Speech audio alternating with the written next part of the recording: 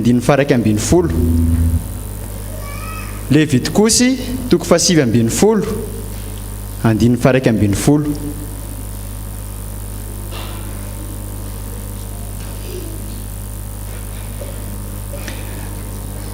Rehefa hita dia vakitsika miaraka amin'ny anaran'ny Tompo. Aza mangalatra, aza mamitaka, aza mifandaingy. Amen. Mahazo mipetraka ianareo. Ny tantara kely akatsika lesona androany dia tantarana lehilahy anankiray nanadiony tokotany zany izy. Dia eo ampanadiovana eo izy dia misy vehivavy mpivarotra ronono avany. Nandalo dia mpivarotra ronono moa zany efa hainareo rehefa miantsoantso hoe ty ramose misy ronono tsara sady matsiro matavy avira hividy. Dia eny ramose le izy dia nanatina teny izy. Zaho izy madama mbola tena tsy samy vidy ronono mihitsy amin'izao fa mbola voavinao rary mihitsy tamin'ny herinandro fa nisotro ronono satria tsy haiko mihitsy hoe mitapohan'le mpivarotra rano maloto ve le ronono fa tena matahotra amin'izao ka antaniko ianao aloha. Le ronono varotanao io sao dia mitapoka rano maloto izy. Dia namaly le mpivarotra sady nitsikitsiky hoe aza matahotra ianao ramose fa tena rano madio no nanapohako an'io fa tsy rano maloto ronono 3 litatra io izy dia nitapohako rano madio ray zingy. Faranantsika eo ny tantara. Inona ny lesona azontsika tsoahana amin'izany? Marina fa hoe sarotra mitady vola amin'izao fotoana izao manahirana mitady vola ary miakatra ny vidim-piainana. Fa kosa tsy ho isika kristianina, tsy ho isika tanora sy ankizy no andeha ametsifetsy olona ohatr' izany. Tsy isika no andeha amitaka olona tahaka izany. Averintsika vakina le Levitikosy 7:20, 140 teo. Manao hoe aza. Amen. Vavaka isika. Ry Andriamanitra rainay eo, misotranao izahay fa nahazo lesona vaovao indray androany. Nampianarinao izahay fa tsy tokony hametsifetsy na andainga amin'ireo mpiarabelona aminay. Ampio sy tario lalana izahay ahatanteraka izany, irako ao izany mandritra ny androm-piainanay iray manontolo. Dia amin'ny anaran'i Jesosy Kristy no anaovany mivavakay. Amen.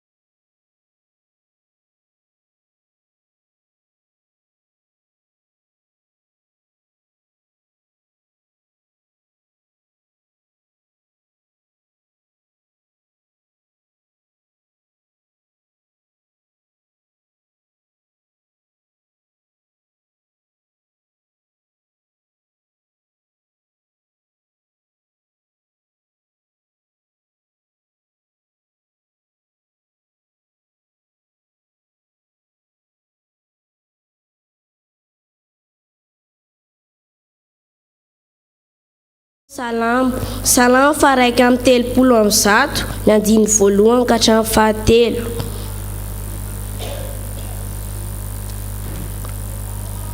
Salamo faraika amin'ny telopolo amby zato nandiny voalohany ka hatramin'ny fahatelo. Rehefa hitantsika izany dia ovakika amin'ny anaran'i Jesosy. Jehovah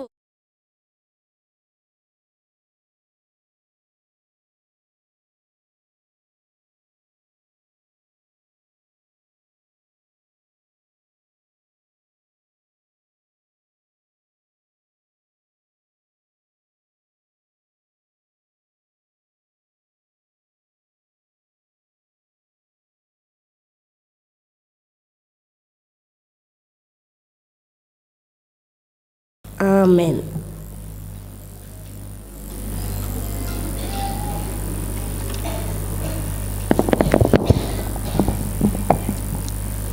Korinthiana voalohany toko faha-efatra ambin'ny folo andimy faha-roapolo ka hatramin'ny faha-roa amby roapolo. Korinthiana voalohany toko faha-efatra ambin'ny folo andimy faha-roapolo ka hatramin'ny faha-roa amby roapolo. Amin'ny anaran'i Jesosy, ry rahalahy, aza mba ho zaza amin'ny fahalalana. Raha milolom-po dia aoka ho zazabody ho aza. Fa amin'ny fahalalana kosa dia aoka ho lehilahy tokoa. Voasoratra amin'ny lalàna hoe amin'ny olona afafiteny sy amin'ny molotry ny olon-kafa no hitenenako amin'ity firenena ity. Fa na dia amin'izany aza dia tsy haino ahy izy, hoy Jehovah. Koa ny fiteny sy fantatra dia famantarana amin'ny tsy mino fa tsy amin'ny mino. Fa ny faminaniana kosa dia amin'ny mino fa tsy amin'ny tsy mino. Amen.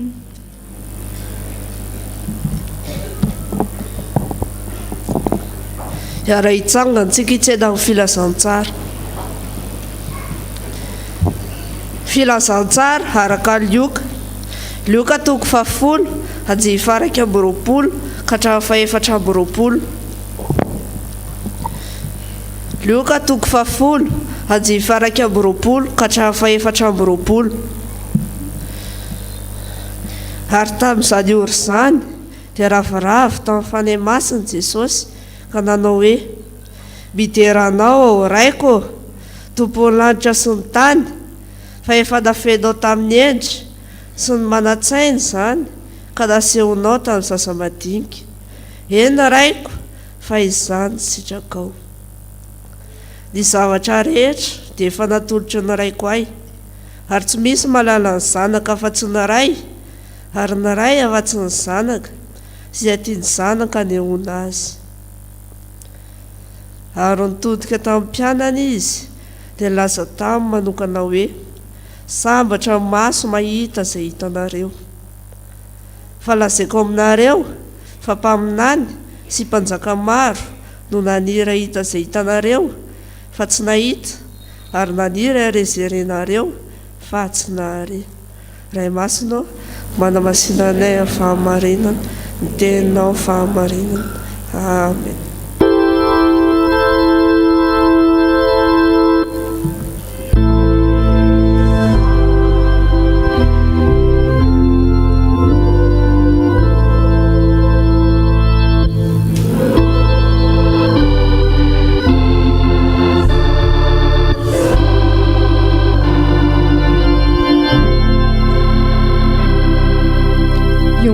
Sika tompoko. Tompo, mbola misaotra anao izahay fa mbola afaka ny aino sy namaky ny teninao. Ankehitriny raha hotoriana aminay izany teny izany dia ianao anie no hanendry ny lehilahy mpanomponao izay hitondra izany aminay mba tsy hisy voalaza afa-tsy ny sitraponao irery any. Ary ho anay izay mpiaino koa dia ny fanahinao masina ny eno aoka hirotsaka ty anatinay tsirairay avy mba hahaizanay mandray sy mahazo izay tianao ambara aminay androany.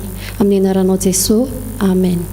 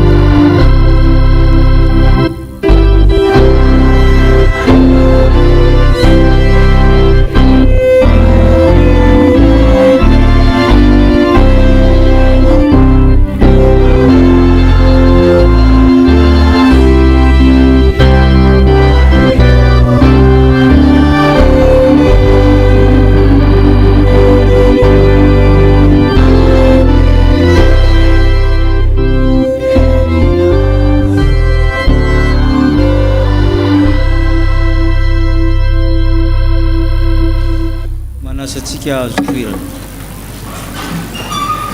Ho aminao ny fahasoavana mba ny fiadanana avy amin'Andriamanitra irantsika sy Jesosy Kristy tompontsika. Amen. Luka 10. Raha nampianatra I Jesosy dia nisy rehefa mampianatra zany misy fomba foana fanao. Méthode izy nareo. Misy paika foana fanao procédé izy nareo. Misy teknika foana atao. Ka I Jesosy zany dia misy sokajin'ireo mpianatra reo. Misy aloha ny 3 lahy raha oharina antsika zany karazana délégué de classe zany io. Petera, John, Jacob. Dia misy le 12 lahy zay ivony mampianatra dia ny apôstôly zany. Dia misy ny 70 lahy. Dia misy ny 500. Anatin'ny 500 io efa misy vehivavy anatin'io. Tadi fa 500 ny nisy amin'ny olona ny sehon'i Jesosy Kristy rehefa nitsangana tamin'ny maty. Amin'ny Korinthianina voalohany 2:10 misy an'izany. Tsy niseho tamin'ny olona rehetra izy ary tsy niseho tamin'ny fahavalony izy fa tamin'ny mpianatra ihany. Dia misy amin'izay ny 10 sy ny 5 izay mpianatra malalaka. Teo tonga tsy tonga izay zany le mpianatra Jesosy natao hoe mpianatra zany. Tovitovy amin'ny zava-misy ankehitriny ihany ny atao hoe mpianatra zany dia midadasika ohatran'izany. Misy ny malalaka zany auditeur libre izy nareo na tsy haiko izay ilazana azy zany. Ka eto amin'ity 10 ity dia le 70 lahy zany ny voahiraka nanao fampiarana. Stage pratique eo izy nareo. Mampiavaka amin'ny fampiarana zany efa mampianatra ianao. Raha mandiso zany ao dia ratsy sa tsara? Manaraka aloha venareo sa tsy manaraka aloha? Raha mandiso zany manao pratika ohatra hoe mpitsabo izy, agro izy, mpampianatra izy manahirana sa tsy manahirana? Manahirana satria ny pratika dia efa le tena izy io. Fa zany hoe misy fotsiny lehibenao manara-maso anaovanao tatitra sy ny sisa. Ka nandeha reto 70 lahy amin'ny raha amin'ny Jesosy. Rehefa niverina avy any izy amin'ny 7:70 niverina tamin'ny fifaliana ozy izy faly satria nahazo vokatra tsara Tompo na amin'ny demonia raha manaiky anay noho ny anaranao. Betsaka ny vokatra, misy ny resy lahatra, voaroka amin'ny demonia sitrana ny marary. Kanefa rehefa namaly Jesosy dia vakitsika ny 20. Ahoana izy amin'ny 20?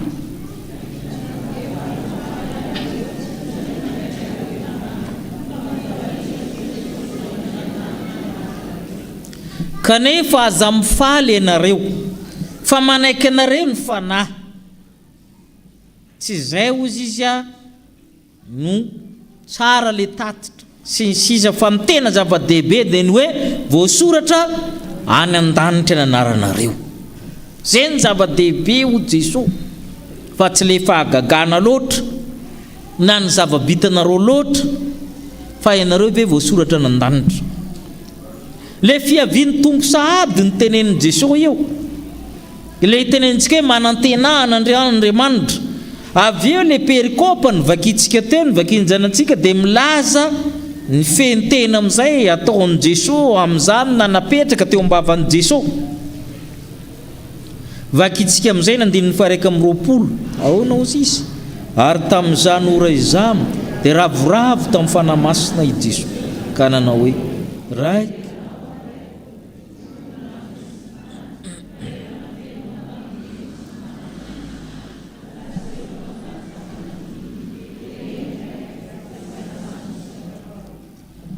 Ao amin'ny teny Jesosy dia misy fiderana an'Andriamanitra telo zay iray zay manana ny fahefana rehetra.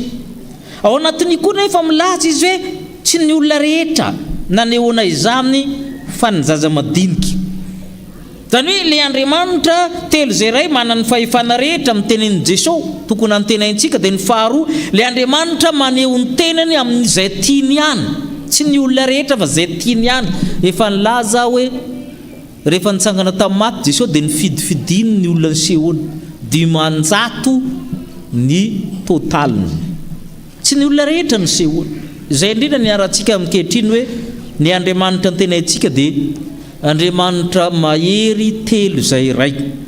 Eto zany Jesosy inona moa na ravoravo azy osy izy amin'ny tapany voalohany amin'ny 1:20 tamin'ny fanahy masina. Maninona moa ravoravo amin'ny fanahy masina izy ny personne na ny anankiray amin'ny trinité ny fanahy masina, satria fanahy masina io zany tamin'ny testamenta taloha dia mandalo, tsy mipetraka maharitra amin'ny olona.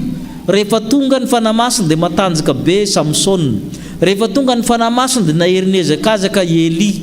Rehefa tonga ny fanahy masina nofahagagano izy ireo. Rehefa tonga ny fanahy masina dia naminany ny mpaminany, dia avao miala ilay fanahy masina dia mipetraka indray izy. Zay ilay hoe tonga tamiko ny tanan'i Jehovah. Ka amin'ny andro nahatongavan'i Jesosy, ny fanahy masina tsy mandalondalo tsony fa monina, ary tsy mifidifidy olona tahaka amin'ny taloha tsony izy, fa ny olona rehetra dia afaka mahazo ny fanahy masina. Ary zay ilay maharavoravo an'i Jesosy eto. Ravoravo tamin'ny fanahy masina izy fa miova amin'ny fomba fiasa ny fanahy masina. Ny fanahy masina amin'ny testamenta taloha dia masika, mamono, mahafaty, mahery. Fa ny fanahy masina amin'ny testamenta vaovao dia azo irahana, azo bekona. Ary zay ilay tenenin Jesosy hoe aza mifaly nareo fa nanaiky anareo ny fanahy.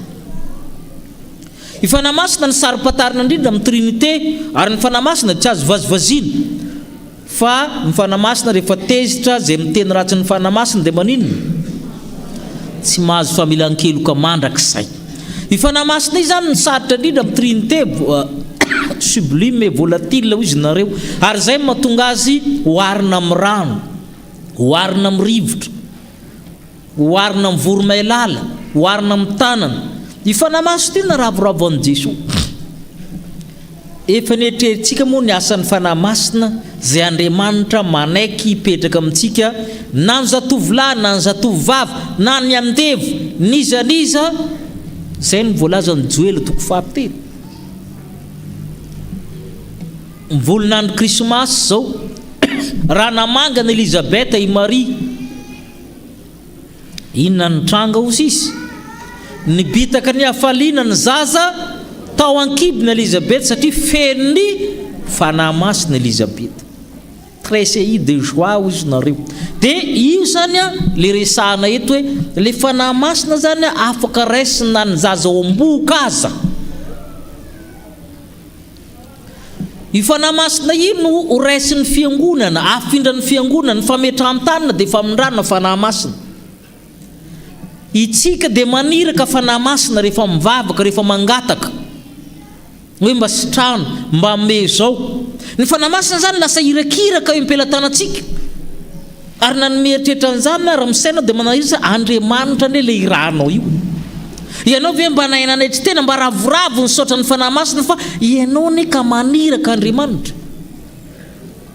Rehefa metraka tanany mpitandrina na amin'inona na amin'inona dia mamindra fanahy masina izay maniraka fanahy masina.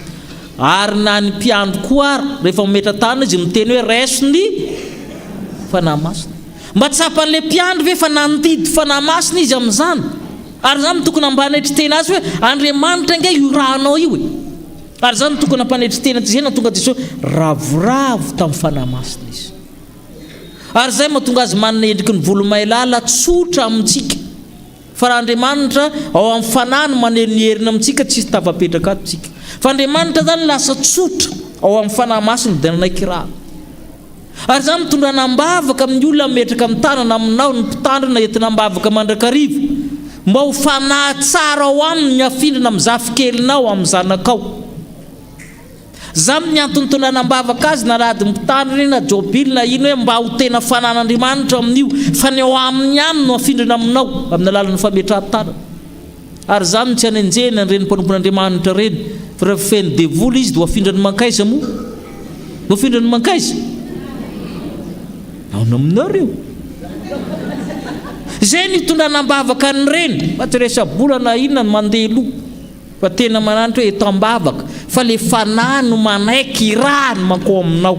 miasa ao aminao amin'ny zanakao naiza naiza misy ny taranakao hatranampita-dranomasina le fanahy io ny raha no mankany maniraka ny fanahy maniraka Andriamanitra isika ary zay naravoravo amin'i Jesosy le Andriamanitra ke manetry tena manaiky rahantsika ary zay no dikany hoe aza mifaly fa manaiky anareo ny fanahy ka na ny fanahy tsara na ny fanahy ratsy dia manaiky atsika ny fanahy ratsy manaiky horoahana le fanahy tsara manaiky irahana ny ray horoahana ny ray irahana ary zay no naravoravo tamin'i Jesosy zavatra tsy azo atao zany amin'ny testamenta taloha ary tsy fantatry ny jiosy zany ary zay mahafa hoe sambatra ny maso zay mahita ny hitanareo Jesosy amin'ny 9:20 fa tsy fanao zany maniraka Andriamanitra izany amin'ny testamenta taloha fa isika afaka maniraka Andriamanitra manetreretintsika ve zany ary zany tokony hampanetry tena itsika amin'ny fiangonana dikany vavaka iny hoe fanirahana an'Andriamanitra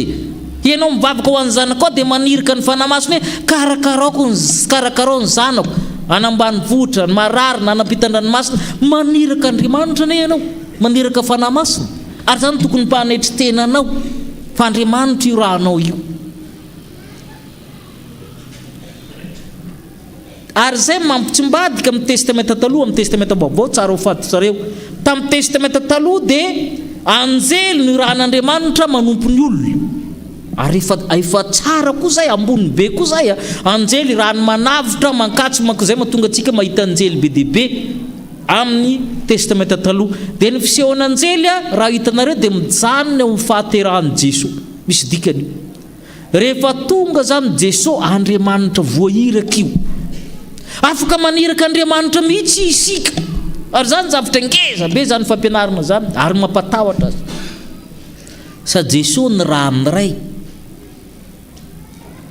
ny persona manaraka hitantsika ao dia Andriamanitra ray tompony lanitra sy ny tany zany hoe mpahary mpitsara mpamely nefa raintsika ary zay koa le manaiky ho raintsika raha ny marina tompony lanitra sy ny tany zany tsy ho rainao mihitsy tsika ny anitra malala tsara hoe ny olombelona mirendre izy no mora maty indrindra amin'ny zavaboary ireny vitsika reny na lalitra na kalalao tapaka ny feny dia mbola maninona fa tapao ny fenao hitanao azy mbola mihinan-kanina mbola maninona izy mbola miasa ny olombelona ny malemy indrindra mipetraka amin'ny planeta zay kely raha oharina amin'ny planeta namany amin'ny système solaire zay kely raha oharina amin'ny galaxie de la voie lactée zay kely raha oharina amin'ny galaxie rehetra manerina ny univers mirehareha fatratra ary tokony hampanetry tena zany hoe io ne Andriamanitra ke tompony io abakabaka manontolo io e fa na olombelona kely balitika ohatran'io anatiny ao nefa izy manaiky ho rainao zay le Andriamanitra mahiry ny fahatelo ny zanaka ny zavatra rehetra ho izy nomeny ray manana ny fahefana rehetra anan-danitra sy ety ambony tany koa Jesosy nefa manaiky ho antsontsonao hoy za le olona ndray mba tsy madilo koa io Jesosy fa izy foana antsony rehetra marary miantso faly miantso voadona tongotra miantso ina moa diran'i Jesosy mitongotra voadona ry ianao tsy nijery lalana fa dia izy no voantsoantso io ianao tsy nijery lalana dia izy no voantso io sy ny sisa zay le Andriamanitra zay naravoravo an'i Jesosy zay naravoravo azy dia io zany ny anarantsika miaraka amin'io Andriamanitra sady Andriamanitra mahery ny Trinité nefa Andriamanitra midina aty amin'ny olombelona ary zany mahatonga ny mpanao salamo mananitra antsika ary nivakiny ny ankizy teo ao ina amin'ny hafatra ny mpanao salamo voalohany tsy mirehereha ny foko tsy miandranandrana ny masoko tsy misaintsaina zay zavatra ambony loatra na zavatra sary-patarina tsy takatro satria Andriamanitra io zany tsy takatra tsika ny zavatra ataony maninona moa izy manetry tena maninona izy mitsofoka oatra amintsika sy ny sisa tsy takatra ny saina fa mifaly miravoravora manao an'izany izy ny fanako izy mifamampiona sy nampangina ny fanako tahaka ny zaza moty anatrehany reny dikan'izany dia zao hoe ampia Jesosy ny zaza moty ozy izy dia misaran'ono dikan'izany savre zany dikan'izany kanefa hahazo hanina hafa zay ny dikany dia matokony reniny izy fa na dia ny saran'ono aza dia isy hanina hafa tonga io dia manantenana ny sirahily mampianatra antsika zany ny mpanao salamo hoe alao tsy mirehire tsy miandranandra fa eo Andriamanitra io mahery eo Andriamanitra io be voninahitra fa manaiky irahantsika aza ary manahirina na dia mitena an'izany aza mba tsapantsika amin'ny fiainantsika ve izany hoe miara-monina amin'Andriamanitra zay ny dikany hoe Emmanuel Dieu en nous avec nous Andriamanitra ao amintsika miaraka amintsika ary zay ny mampiavaka ny vivana kristianina tsy Andriamanitra takarina lavitra hoe ambony ambany sagnary lavitra an-dranomasina nefa ao am-ponao izy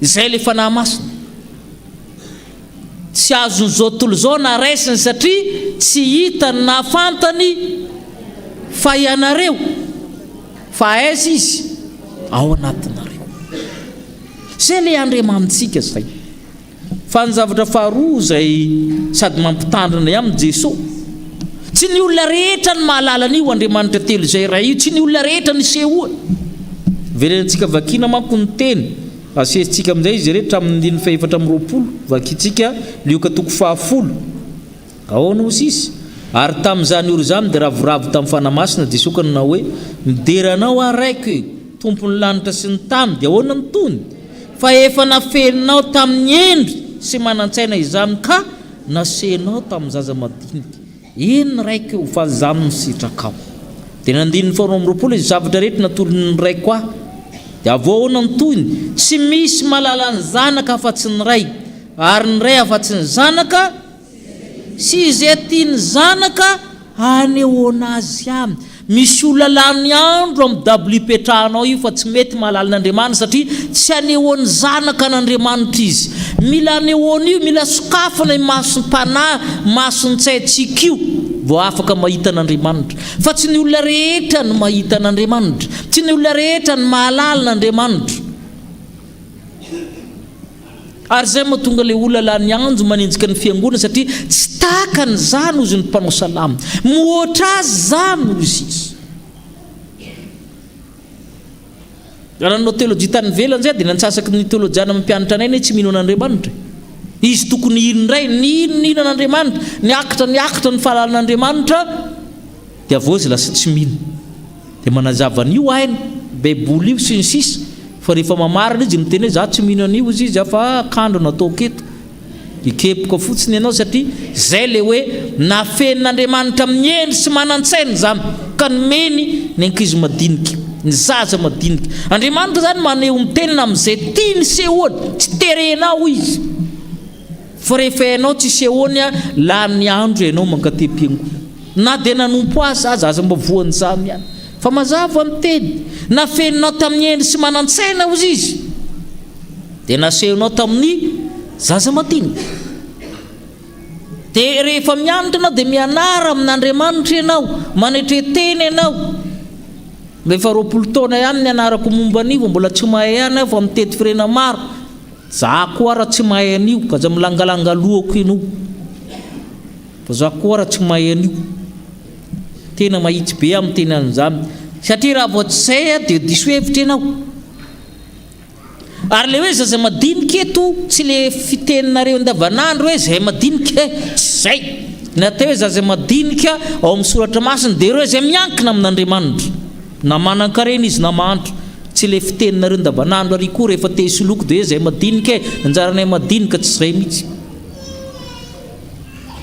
raha itsy koa rehefa mikarakara olona sahirantsika miteny hoe madiniky ny tompo izany vaventin'ny tompo ato itsika rehetra miankina amin'Andriamanitra natao hoe madiniky ny tompo ireo fitopolona reo re madinika miteny amin'ny tompo ireny anao fagagana anao ndretrarehetra fa ireny efa ny madinika ny fiangonana ny madiniky ny tompo izay isehoany Kristy ireny madinika tiany ane hoe zao natao efa namasina rakizy zao natao hoe Andriamanitra ry olon-dehibe ny madiniky ny tompo dia ireo izay miankina aminy namanana izy namantra mahatsiaro miankina ny mahamadinika eto dia ahitsy tsara koa ary ireny tenenan'i Jesosy amin'ny 7:20 sy ny 4:20 mba vakitsika 7:20 sy ny 4:20 ahoana hozy izy nitodika tamin'ny mpianany tanareo zany io le madinika resahana sambatra ny maso zay mahita ny hitanareo fa lazaiko aminareo fa mpaminany sy mpanjaka maro nanira hita zay hitanareo fa tsy nahita satria tamin'ny testamenta taloha tsy azo neritreretina zany fitoriana filazantsara amin'ny jentilisa zany fa ny jentilisa dia alika ao amin'ny testamenta taloha tsy azo neritreretina zany fiangonana paritika amin'ny eran'izao tontolo zao zany olona niraka fanamasina zany sambatrinareo ho Jesosy fa mba te hitan'izany ny mpaminany satria naminany an'izany izy naminany an'izany Isaia naminany an'izany Jeremia naminany an'izany i Hosea i Joel ho avy ny andro zarena memempona ny fanamasina amin'ny olona rehetra hatramin'ny akibony reniny hatramin'ny jentilisa lazaina fa alika sy maloto ahazo tsy neritreretina zany tamin'ny andron'ny Davida fa rehefa Andriamanitra manao dia manao tahaka ny zanak'Israely namakivaky ny ranomasina mena fa tsy tafiditra tany Kanana fa tsy ny telo ihany dia Joshua, Kaleba sy Elezara Mosesy ary tsy tafiditra ary zay le Andriamanitra ary zay mampanetry tena Andriamanitra dia miseho amin'izay sehoany izy fa tsy ny olona rehetra ny sehoany rehefa ny sehoany ianao dia misora azy fa izy dia manavakavaka zany milaza Andriamanitra manavaka koa io fa tsy hoe tsy manavaka ihany Jakoba tiako fa Esau hala rehefa navahany ho tiany ianao misora azy fa misy olona natoriana teny farafahafiry tsy afaka alalan'Andriamanitra izy tsy afaka alalan'Andriamanitra izy misy olona mitory-teny foana nalakely fa nanorona fiangonana ve le olona teo lany bala fotsiny io ndraindray satria io le texte mazava tsara tsy misy mahalala ny zanaka afa-tsy izay hanehoany azy na fenina tamin'ny endry sy manan-tsaina zany ka ny zaza madinika nomena azy Andriamanitra miafina koa io za midikana Andriamanitra miafina koa io tsy ny olona rehetra no afaka hita azy ny andray azy ary zay mahatonga ny olona lany andro ary zay mahatonga azy manaratsy sy manenjika fiangonana satria tsy azo ny zamy zavatra tsy azo ny dikany fiangonana jere fotsiny izy fa tsy azo ary zay mahatonga ny vavaky i Marie atao hoe magnifikano anaran'io amin'ny lioka toko voalohany hoe ny foko mankalaza ny tompo ny fanahaka efa ravoravo amin'ny mpamonjy ahy fa nijery ny fahambaniany toetra anankizy vaviny izy zay ny teneniny ny lehibe miala maina fa nahatsiaro ny famondram-pony izy ny Korintiana na eo ara zany Andriamanitra tsy fantatra zany ianao rehefa nataony mahalala azy da mitombony fahalalanao azy Korintiana 2:4 ny andininy 20 sy ny 1:20 Korintiana 2:4 andininy 20 sy ny 1:20 vakitsika rahalahy aza mba ho zaza amin'ny fahalalana raha amin'ny lolom-po dia aoko zazao-body fa amin'ny fahalalana kosa dia aoko lehilahy tokoa fa voasoratra amin'ny lalàna hoe amin'ny olona hafa fiteny sy ny molotra olo-kafa nitenenako amin'ity firenena ity fa na dia amin'izany aza dia tsy haino aza izy Jehova zavatra roa ny resahan'ny Paoly ny voalohany rehefa mba fahalalana ozy izy aza mba manaiko baby miresaky tsika fotoanany sekola ady androany fotoanambavaka azy aza manaiko zaza fa mba mitombo lehilahy lehibe aza mijanona amin'ny fahalalana ananao na ara-panahy na ara-tsaina na inona tsy resaka diplôma zany fa mianatra mandrakarivo natao hoe kristianina satria ny anaran'ny kristianina dia mpianatra mandehana amin'izao tontolo zao dia ataovy mpianatra ny firenena rehetra ny kristianina dia olona tsy mitsahatra mianatra zay ny dikany hoe raha amin'ny fahalalana aza mba zaza fa mitombo foana fa misy zavatra mahavoanareo Paoly amin'ny lolom-po sy ny ratsy fanahana reo ny mitombo zany mavitrika amin'ny faharatsiana Ako zazabodo amin'ny lolompo. Ny zazabodo manko tsy matakatra lavitra, mbola kely tsy misaina firy a. Alao anao rehefa zavatra ratsy lolompo, alao anao tahaka ny zazakely tsy mandolompo ela, malaky adino, zay le zazabodo. Fa nantsika inona ny tehirizitsika ao? Le mpivady rehefa miady 20 taona teharina dia mbola matsiaro foana indray ianao Saola raha niaraka taloha. Inary ty tehirizinao mandava amin'ny taona ny tany 20 taona ty. Azonareo amin'izay le ohatra hoe raha amin'ny lolompo ako zazabodo izy hoe aza mba mitahiry reny fatifatin-javatra reny rakizy, lolompo anampianarina sy ny sisa reny, mandrika lehibe mbola mifampijerijery mifampangaraka ihany taram-pianarana sy ny sisa. Sy ny dikan'io ajanony ihany izy ohatran'ny zazakely mora manadino amin'ny zavatra ratsy. Zay ny mampiavaka ny zaza dia manadino zavatra ratsy. Fa ny olona dia tokony atsiaro zavatra tsara amin'ny fahalalana ho Paoly apôstôly. Ny zavatra ratsy io mba avelao aminy. Mijery tahaka ny zaza dia adino ny zavatra ratsy. Niady izy androany afaka 3 andro dia manino? Miombona ndray izy efa adino iny. Zany tokony toetra tsika ho Paoly apôstôly zazabodo raha amin'ny zava-dratsy, fa raha amin'ny fahalalana miazaka zay ianao. Zay ny dikany. Kanefa ho Paoly apôstôly misy karazan'olona tsy laitram-bala. Fa tahaka amin'ny olona mihay mitoroteny izy amin'ny teny hafa. Zao pasitera mitoroteny amin'ny teny malagasy, ny eny ny teny esperanto. Misy zavatra entiny mototra tsisy. Esperanto zany mbola vitsy ny mahalala an'izany satria teny eritreretiny manam-pahaizana iombonany olona rehetra zany. Efa misy gasy vitsivitsy aloha mahay an'izany. Dia zay mahatonga le olona miditra eto 0 dia mivoaka eto satria teny tsy fantatra ny eniny tao. Zay le hazavain'ny Paoly io. Reraka fotsiny ianao fa io tsy mitondra mody io, fa zavatra hafa ny eniny eo. Dia zay mahatonga ny Paoly amin'ny fiteny tsy amolotry ny olo-kafa no teneniko amin'ity firenena ity, na dia zany ara izy tsy mihaino izy. Aza mba tratra an'izany fa tsy mety.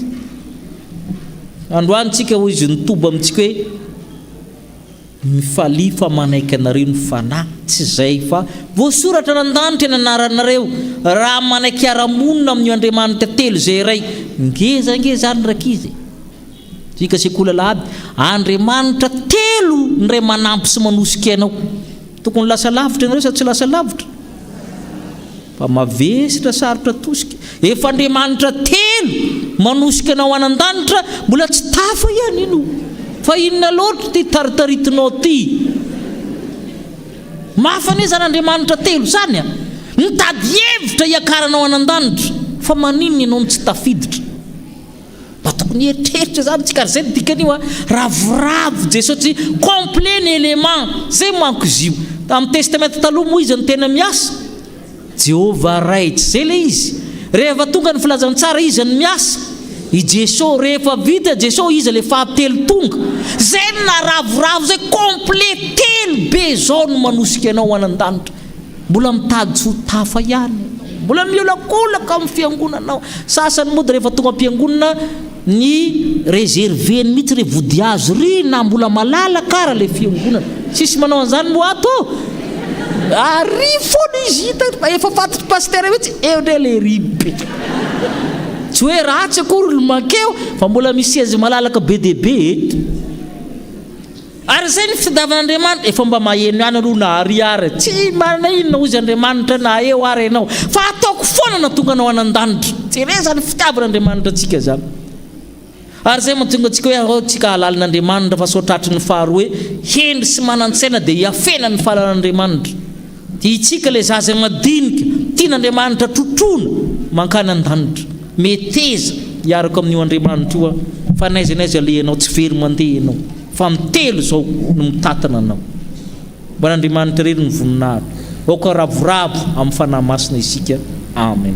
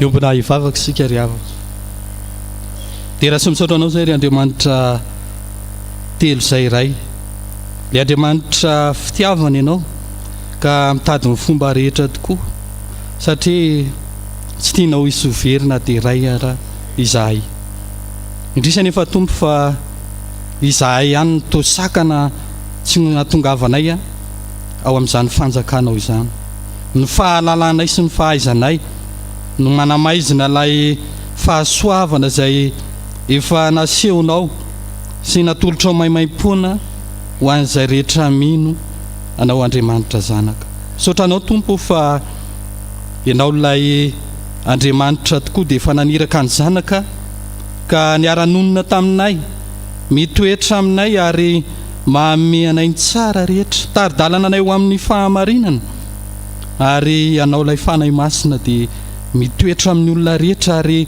maniry miara-asa amin'ny olona rehetra ihany koa eny hatramin'ny zaza madinika azy mba hitondra fifaliana mba hitondra fiadanam-po ary indrindra mba haizanay manetry tena manoloana ny fahendrena sy ny fahaizana fahalalana ny amin'izao tontolo izao ianao io Andriamanitra dia efa niteny taminay fa raha ny fahendrenay olombelona dia fahadalana eo anatrehanao Andriamanitra ary ny herin'ny olombelona dia toa fahalemena eo anatrehanao Andriamanitra eny zava-poana izay mety ho reharehanay sy fahalalanay raha tsy miankina aminao Andriamanitra izahay izany indrindra tompo no ifonana eto anatrehanao satria rehefa mba tojo fahalalana kely izahay dia mirehare ho manana ny marina ka manilika ny hevitry ny hafa eny manilika ny fahamarinanao Andriamanitra ka ataonay ho zava-poana tokoa indrindra voalaza ny soratra masina fa fahadalana ho an'izao tontolo izao ny azo fijalianao Jesosy Kristy fa famonjena kosa ho an'izay rehetra mino ny anaranao Andriamanitra izany tokoa tompo no irinay aoka tsy homenatra ny ay filazantsara-nao izahay raha misy reharehanay dia ianao Andriamanitra raha misy reharehanay dia ianao Jesosy Kristy voaomby teo amin'ny azo fijaliana aoka ho tonga toy ny zaza izahay Jesosy toy ny zaza madinika manana toe-panahy endry manana toe-panahy maniry mandraikariva ary mangetaeta ny fahalalana anao Andriamanitra izany no irinay Jesosy dia nitombo amin'ny fahalalana anao Jesosy Kristy maro tokoa ny olona Jesosy no mihevitra ny tena no tena zavatra manana faratampony amin'ny fahalalana satria nianatra ny soratra masina ka tsy manaiky itsony dia nitoroteny tsy manaiky itsony ahitsiny ny soratra masina ifonana eto anatrehanao Jesosy ny toe-ponay to feny friariana tahak'izany fa mampianaranay indreto izahay an'olo tena tahaka ny zaza ho feny fanetretena ho tonga fianarana tahaka ny Davida ka na dia amin'ny mahampanjaka azy dia mampitantena no tahaka ny zaza minono eo ampifondreniny miankina aminao Andriamanitra tsy mahary tena fa mila mandraikariva fiarovanao Andriamanitra ilay mahery ianao Jesosy Kristy dia efa nilaza fa raha misy teo lehibe ao aminareo dia aoka izy no mpanompony izy rehetra dia mampianaranay Jesosy izany toe-po izany toe-panahy izany fa ianao Andriamanitra no aoka aneo aminay mandraikariva ny fahasoavanao fa le fanjakanao kay dia tsy fanjakana tadiavina fa asehonao amin'izay rehetra manetry tena ary izany indrindra no anandratana ianao amin'ny voninahitra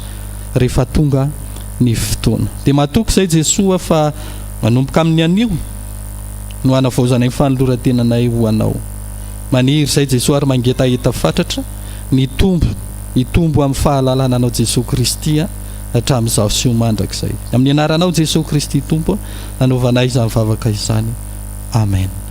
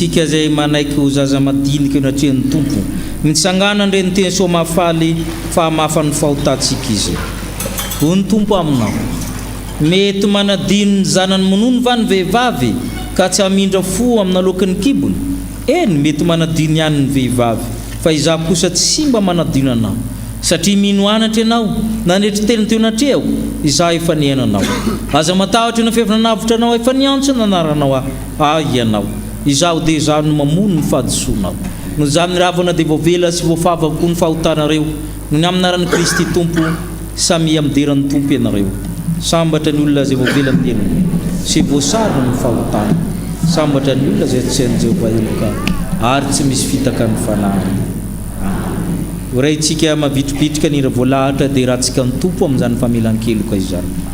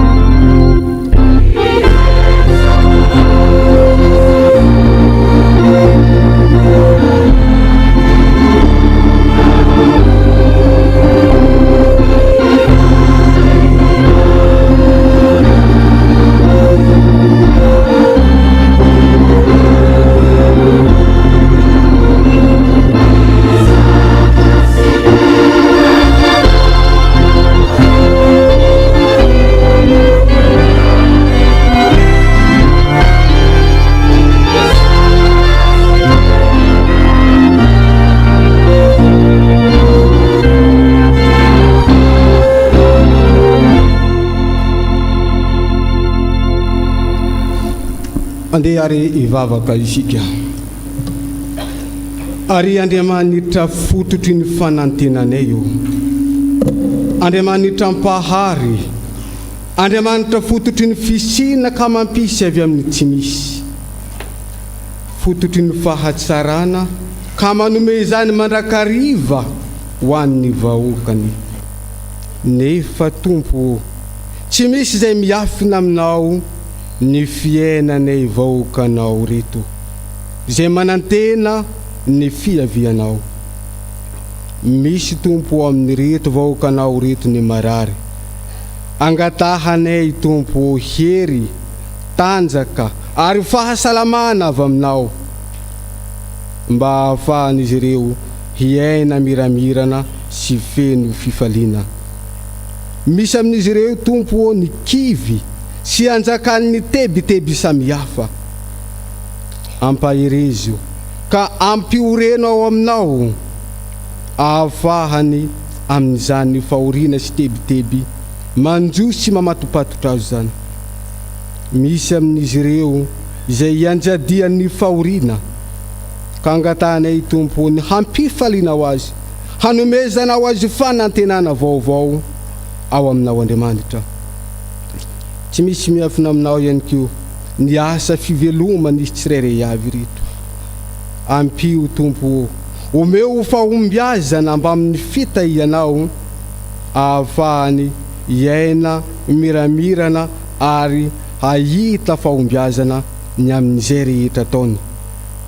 Ataovy ho iseho eo masiny miariary tokoa Tompo eo amin'ny manodidina ny fiavahan'ny manompo anao sy ny tsy manompo anao. Mivavaka izay Tompo ho an'ny ty fiangonanao. Maro Tompo ireo olom-boa fidinao ao anatin'izy ty. Nomenao adidy manandraikitra mafy samihafa. Andriamanitra Tomponay eo. Raha amin'ny hery maha-olombelonanay dia tsy misy izay tanteraka ny asany rahanao. Fa mangataka izay ny hanafinao azy ireo heri-tanjaka fahasalamana, ahafahana hanatanteraka ny asa izay efa nanendrenao sy ny fidianao azy tsirairay avy. Eo ihany koa Tompo ity mpanomponao Dokotera 𝗙𝗏𝗙𝗛𝗏 mianakavy. Olom-boa fidinao izy. Navahanao tao anatin'ny maro, nomenao asa mafy hitondra ireto vahoakanao ho amin'ny lalam-piadananao. Andriamanitra Tomponay eo, toano hery tanjaka mandrakariva izy mba amin'ireo ankohonany ary omeo fahombiazana sy fifaliana mandrakariva avy tany hamita ireo azakazaka masina samihafa izay napetraka ao aminy. Mbavaka izay ho an'ity firenenanay Tompo, raha tsy anao ny miasa Tompo dia tsy misy izay ahitanay fiadanana. Mangataka izay hiasanao anan-kery amin'ireo olom-boa fidy hitondranay ary indrindra olona matahotra anao tokoa izy ireo hiasan'ny fanainao masina. Eo ihany koa Tompo ny fiainan'ireo foloalindahy, ny polisy, zandary, ny miaramila, jereo amin'indra fonao Tompo ny fiainan'izy ireo.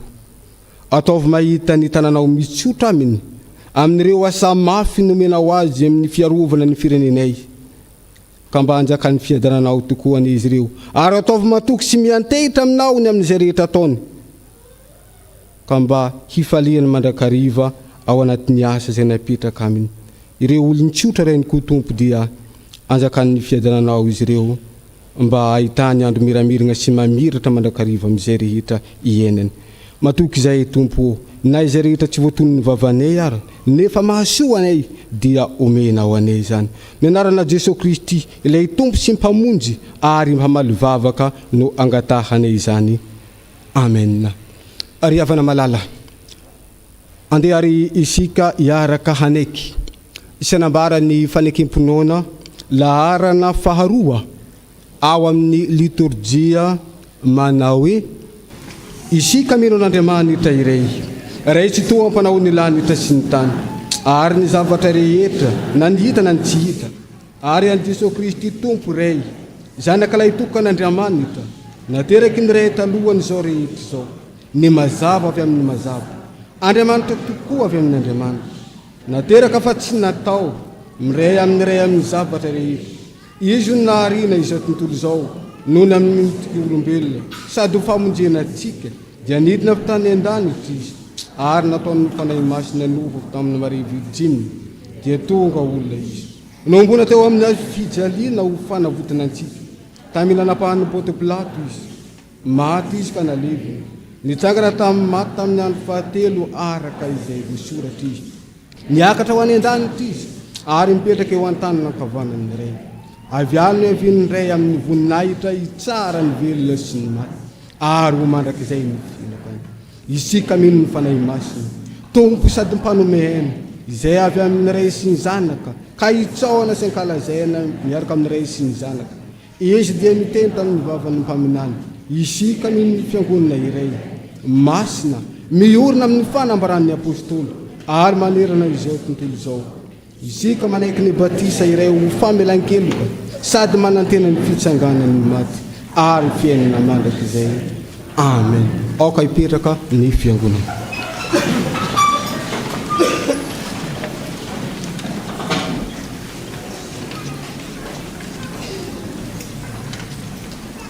Thank you.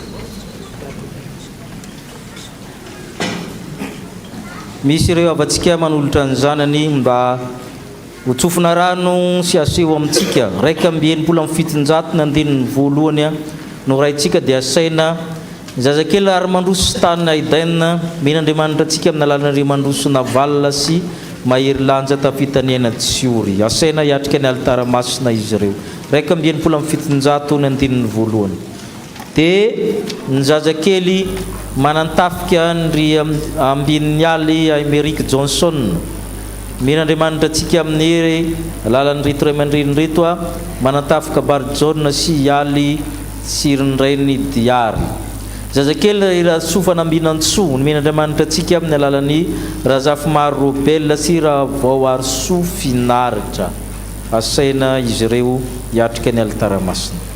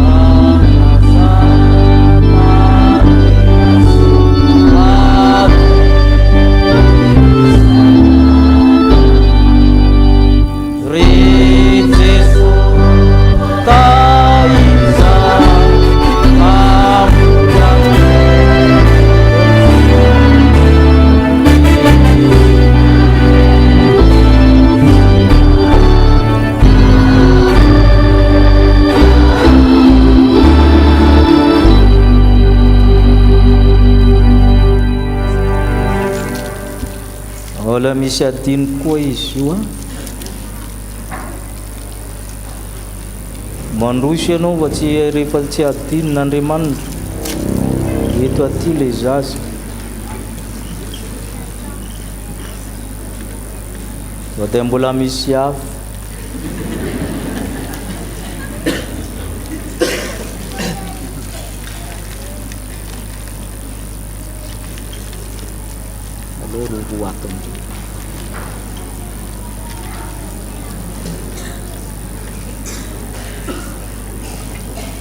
fivelenao atsika mandray reto fianakaviana reto arak'izao hitantsika zao no men'Andriamanitra ny fara hoy ny soratra masina ianao nampivoaka avy tao ankibo nankinina taminao trao amboka hatra nankibondreniko dia Andriamanitra ianao ary efa tapitra ny andro fodiovana araka la Mosesy dia nitondra azy niakatra tany Jerusalema izy mba ho atolotra ho an'ny Tompo koa dia atolotra ho an'i Jehova izy eny amin'ny andro rehetra iainany dia voatolotra ho an'i Jehova izy hivavaka isika misotranao zay tompony amin'ny reto ray aman-dreny reto ny safidin'ny fiangonana neon'ny zanany ampahevy-maso ny famindramponao tsy miova ny fanekenao ny fitahinao nomenao 5 sy fara izy ireo ndreto ny fiangonana miompy faliana amin'izy ireo mpamorony ianao tompony lanitra sy ny tany ianao araka ny voalaza teo nanampisan'ny fianakaviana fiangonana firenena ianao koa mianta aminao zay ray eo hita amin'ny ray aman-dreny hikarakara azo ny hery an'olokolonana be zao zaza izao ataovy tsapan'izy ireo fa tokantrano misy Andriamanitra zany koa fenanao fitiavana fanantenana ny finoana tahi koa zay fiangonana mba hitaiza ireo ankizy zay nomenao anay mba ho tonga vehivavy lehibe sy lehibe mahatratra ny ohatry ny finoana avozy ny herin'ny fiangonana mba hitaiza ny taranany rehetra ary no Andriamanitra no anome azy ireo ny sakrameta amin'ny fotoana mety zany dia mifaly zay amin'ny anaran'i Kristy Tompo zay nanome azy reto sady Andriamanitra ty zaza raha teo amen ento reto zaza reto ka te zao tsara tombo saina hitombo tena androso fity amin'Andriamanitra sy ny olona ary ho mananareo ny fanorona azy ireo amin'ny sakrameta ny batisa amin'ny fotoana mety zany ka miarabanareo izay nomen'Andriamanitra ny fara amen.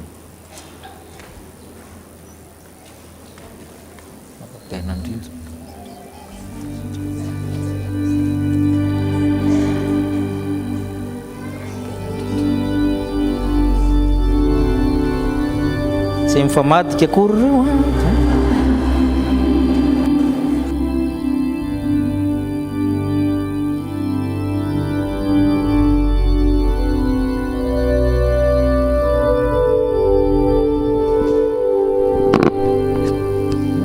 ngataka feokira trany dia iroso amin'ny vaovao-piangonana isika ireo monjy toerana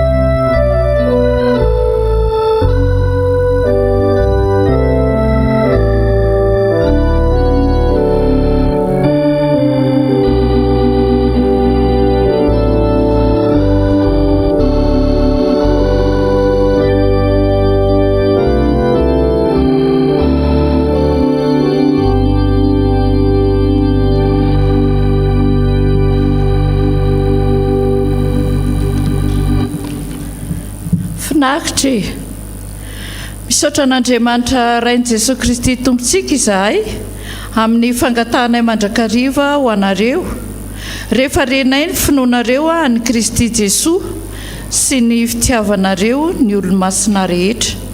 Kolosiana 2:1-7 sy ny 4. Toy izao indray amin'ny vaovao voaray tamin'izao maraina izao avy amin'ny mpitandrina sy ny birao fiangonana. Mijanona ny komitiny Jobily 520 taona mahampitandrina ny révérend docteur 𝗙𝗟𝗏 mianakavy rehefa mirava ny fiangonana. Ny birao fiangonana ombambady, ny solotena roa isa-tsampana sy ny fikambanana ary ny tarika ombambady sy ireo izay maniry hanao komity. Ilazana ny sampana sy ny fikambanana haka ny labozia ampiasaina amin'ny herinandro sambatra ao amin'ny sekretariat anio ihany. Ny fanadiovana amin'ny fiangonana dia anjaran'ny sekolealahady ary izany dia atao ny alakamisy 18 ny volana desambra manomboka amin'ny 5:00 anatanteraka famangina manjoa any tonton Etienne ny fiangonana sy ny fikambanan'ny dekona sy ny olona rehefa mirava izao fotoana izao. Vaovao avy amin'ny sampana Dorcas Finaritra. Iangaviana isika mpikambana mba hijanona rehefa mirava ny fiangonana fa mbola mitohy ny fianaran-kira tahiny Tompo. Sampana sekolealahady. Miverina ny mpianatra sekolealahady anio ariva amin'ny rora sasany ho amin'ny famerenana ny fety krismasy. Antsoina ireo komitin'ny sekolealahady sy ireo rantsana sosialy mba hijanona kely vetivety rehefa mirava. Ny rakitra faharoan'io dia anjaran'izy ireo. Sampanasa AFF Finaritra. Ho fanomanana ny herinandro sambatra dia miverina isika sampanasa anio ariva amin'ny 5:00. Manantena ny fahatongavantsika rehetra ho an'Andriamanitra irery ny voninahitra. Rakim-pisaorana. Anaka, aza manadino ny lalako fa aoka ny fonao hitandrina ny didiko fa andro maro sy taona ela iainana ary fiadanana no anampiny ho anao. Misaotra an'Andriamanitra tamin'ny nanomezany 𝗔𝗟𝗔𝗛𝗔 hatrany fa raha tsy teo izy dia tsy nisy tanteraka izao. Misaotra azy tamin'ny fitahiny sy ny fahasoavana nomeny ahy. Noho izany dia manolotra rakim-pisaorana ho an'ny pasteur Mikael sy ny pasteur 𝗔𝗟𝗔𝗛𝗏. Filazana manjoa. Misaora amin'ny zavatra rehetra fa izany no sitrapon'Andriamanitra ao amin'ny Kristy Jesosy ho anareo. Isaoranay Andriamanitra nanome anay ny malalanay médecin général de brigade 𝗙𝗟𝗏 𝗙𝗫𝗏 ER Loul, grand officier de l'ordre national, nandritra ny 70 taona teto an-tany ary natsono any aminy ny zoma 12 ny volana desambra lasa teo. Hoy ny vadiny Rakotoarimanana Colette, ny zanany 𝗙𝗟𝗏 𝗙𝗫𝗏 Razafindrano Williamson sy Miora Entsoa, Razafindramboa Andry sy Felana Ravakinyaina, Rafely Arsoatova sy Mirana Fenosoa, 𝗙𝗟𝗏 Faniry Manantsoa, ny taizany ny zavikeliny, ny ray tapo aminy, ny ray tapo amin'ny vadiny, ny piray anakaminy sy ny fianakaviana manontolo. Nofo mangatsika ny dia andrasana ao amin'ny tsara levenana Ambohibao, hoentina hanomezam-boninahitra an'Andriamanitra ao amin'ny chapelle militaire Ampaibe ny alatsinainy 15 ny volana desambra amin'ny 7 maraina. Hivantana ao an-trano fonenany any Mahazengy Fianaran-tsoa alohany hanaterana azy ao amin'ny fahasandrazany ao hitombana Andrainjato ny 17 ny volana desambra. Izay indray ry havana ny vaovao voaray tamin'izao maraina izao voninahitra an'Andriamanitra irery ihany. Dia misy ity akanjo ity adino dia izay tompony mandalo amin'ny sekretariat.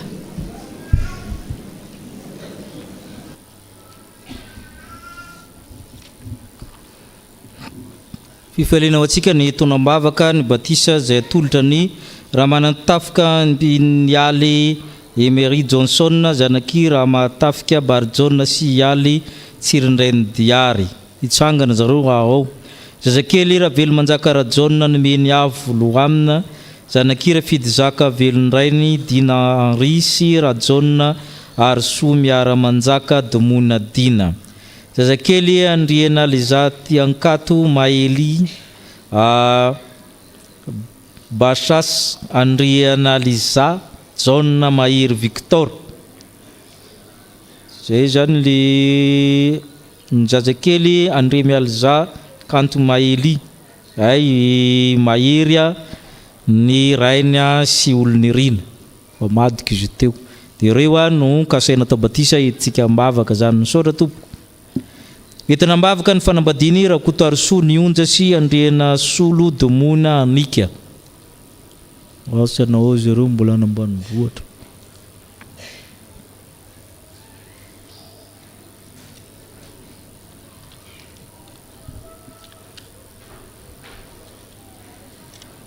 ireto avatsika reto ao atokana ho mpanefana samy tompo ngatahana vavaka amintsika mba ho tanteraka izany akatra tiany lona zareo raha oby manantsoa tokony salama raha kotijaona manda toky ny sedra raha kotondramanana kanto andrianina raha andrinantenena rojo ny aingo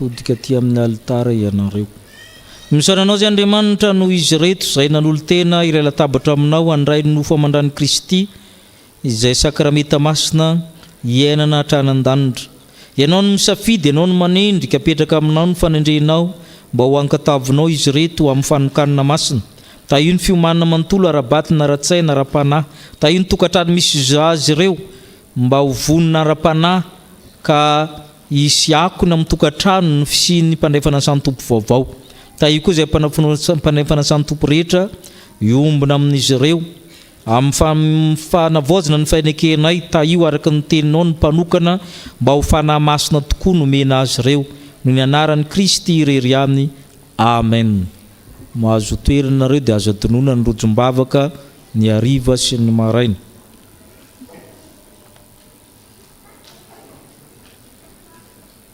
mamangy atsika eto raha tsy diso ary zareo amin'ny orphelina ripagodia ny zazakamboty tezaina amin'ny tafika malagasy mba hitsangana ampitoerina zareo raha ao reo zany zareo zay nanateratsika ny fandraisana anjara fanampiana tsy atao trano miono ny fiangonana fa misy ny akany gendarmerie any arivony mamo dia misy ny akany mitafika ny pagodia zareo amin'ny pagode zany akaiky ny avoloany mamangy atsika dia mba raisitsika miteka izy ireo vazana atsika soatrareo soatranareo safidiny sapely soatra tompoko mahazo toerana dia mirary soanareo mivavaka nareo atrano ny fiangonana mihira moa nareo sa tsy mihira moa tsy mihira ay mahazo toerana ary soatra tompoko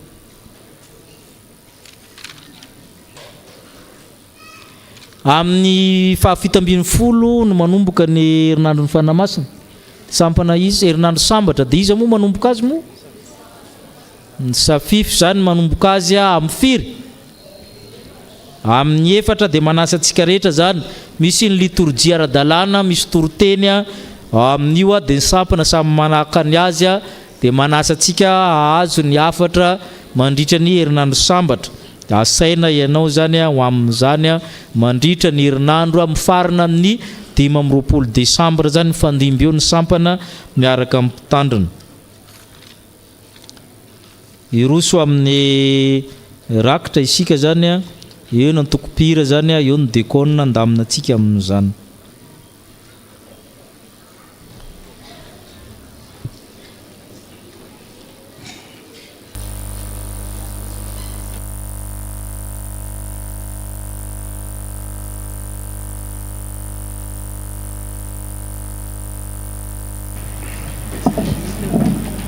Resten die große Sitzbank.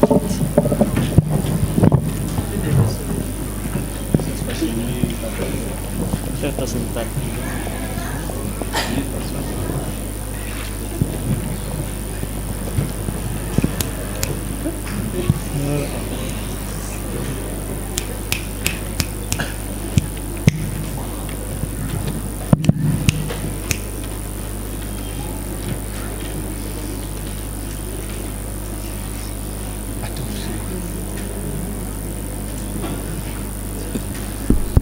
Mbola misy ny valopy ho an'ny fantarana ho an'izay mbola androtsaka fa hitantsika fa mandeha ny asa mbola tokony andoko ny fiangonantsika dia mahazo totsika afaka atao valopy tsotra misy ny vata fandatsahana azy arinaria ho an'izay mbola afaka manao amin'ny asan'ny tompo soara tompo.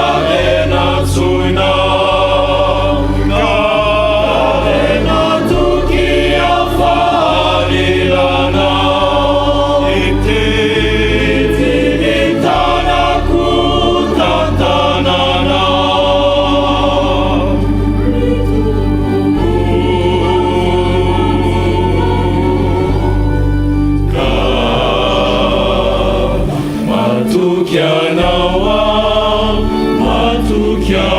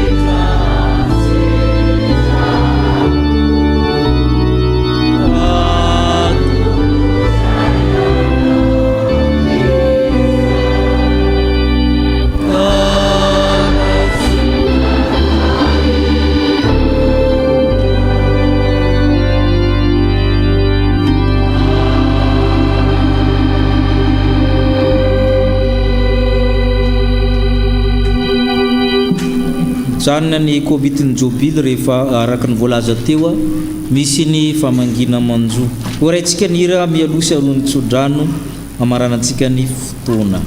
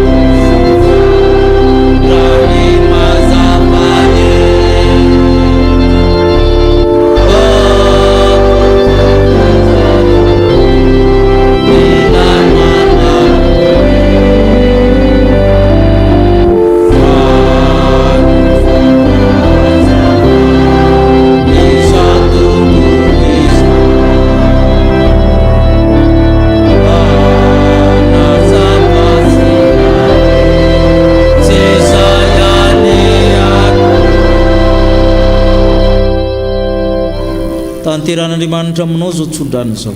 Andriamanitra ny fiadanana masinareo samy tanteraka, ho arovana avokoa ny fanahinareo ny ainareo tanteraka, tsy hanantsinareo noho ny amin'ny fiavian'i Kristy Tompontsika.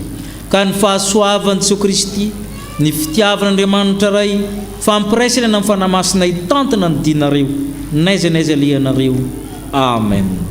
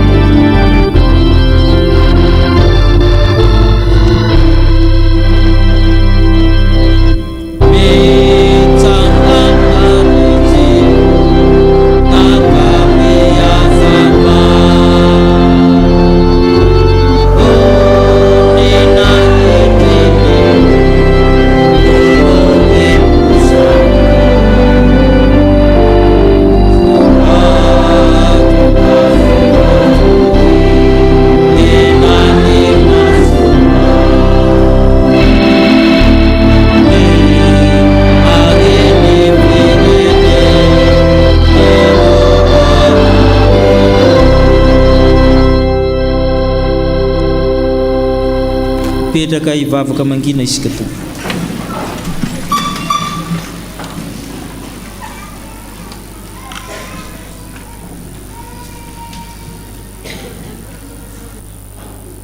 Ary tamin'izany oro zany dia ravoravo tamin'ny fanamasina Jesosy ka nanao hoe mideranao araiko tompony lanitra sy ny tany fa efa nafeninao tamin'ny endry sy manan-tsaina zany ka nasehonao tamin'ny zaza madinigeny raiko fa izany ny sitrakao.